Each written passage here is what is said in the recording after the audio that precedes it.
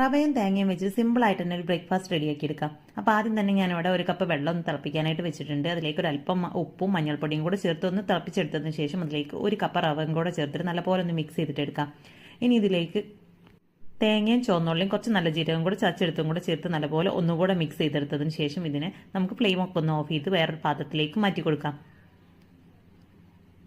അടുത്തായിട്ട് ഇതിലേക്ക് ഞാൻ ചേർത്ത് കൊടുത്തിട്ടുള്ളത് 2 ടീസ്പൂൺ അരിപ്പൊടിയാണ്. അപ്പോൾ അരിപ്പൊടിക്ക് പകരമായിട്ട് മൈദപ്പൊടി വേണമെങ്കിൽ അത് ചേർത്ത് കൊടുക്കാം കേട്ടോ. അപ്പോൾ 1.25 ടീസ്പൂണോളം അരിപ്പൊടി ചേർത്ത് കൊടുത്തതിന് ശേഷം ഇതിനെ നല്ല പോലെ ഒന്ന് കുഴച്ചെടുക്കാം. അപ്പോൾ ഇതിലേക്ക് ഒട്ടും തന്നെ വേറെ വെള്ളമൊന്നും ചേർത്തിട്ടല്ല കുഴച്ചെടുക്കുന്നത്. ഈ ഒരു ഇതിൽ തന്നെ കുഴച്ചെടുത്തതിന് ശേഷം നമുക്കിതിനെ ഒന്ന് പരത്തിയെടുത്ത് ഇഷ്ടമുള്ള രീതിയിലൊന്ന് കട്ട് ചെയ്തിട്ടെടുക്കാം. അപ്പോൾ ഞാൻ ഇതുപോലെ ഒരു കുപ്പിയുടെ അടപ്പ് വെച്ചിട്ട് റൗണ്ടായിട്ടാണ് കേട്ടോ കട്ട് ചെയ്തെടുക്കുന്നത്. അപ്പോൾ സാധാരണ നമ്മൾ പൊരിച്ച പത്തിരിയൊക്കെ റെഡിയാക്കി എടുക്കുന്നത് അതേ ഒരു രീതിയിൽ തന്നെയാണ് ഞാനിതിപ്പോൾ ഇവിടെ റെഡിയാക്കി എടുത്തിട്ടുള്ളത്. ഇനി ഇതിനെ നമുക്ക് ഓയിലിട്ടിട്ട് ഫ്രൈ ചെയ്തിട്ടെടുക്കാം. അപ്പോൾ നല്ല അടിപൊളിയായിട്ടുള്ള നമ്മുടെ പലഹാരം ഇവിടെ റെഡി ആയിട്ടുണ്ട്. അപ്പോൾ നമ്മുടെ വീഡിയോ ഇഷ്ടമായിട്ടുണ്ടെങ്കിൽ ലൈക്ക് ചെയ്യുക.